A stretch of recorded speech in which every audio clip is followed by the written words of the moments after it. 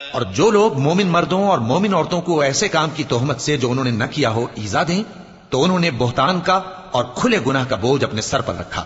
اے پیغمبر صلی اللہ علیہ وآلہ وسلم، اپنی بیویوں اور بیٹیوں اور مسلمانوں کی عورتوں سے کہہ دو کہ باہر نکلا کریں تو اپنے چہروں پر چادر لٹکا کر گھونگھٹ نکال لیا کریں۔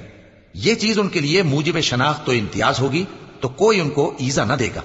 اور اللہ بخشنے والا ہے، مہربان ہے۔ اگر منافق اور وہ لوگ جن کے دلوں میں روگ ہے اور جو مدینے کے شہر میں بری بری خبریں اڑایا کرتے ہیں اپنی حرکتوں سے باز نہ آئیں گے تو ہم تم کو ان کے پیچھے لگا دیں گے، پھر وہ تمہارے پڑوس میں نہ رہ سکیں گے مگر تھوڑے دن،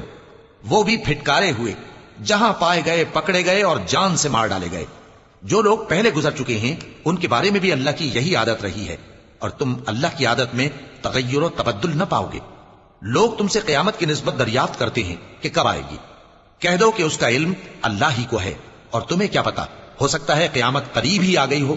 بے شک اللہ نے کافروں پر لعنت کی ہے اور ان کے لیے جہنم کی آگ تیار کر رکھی ہے، اس میں وہ ہمیشہ ہمیشہ رہیں گے، نہ کسی کو دوست پائیں گے اور نہ مددگار۔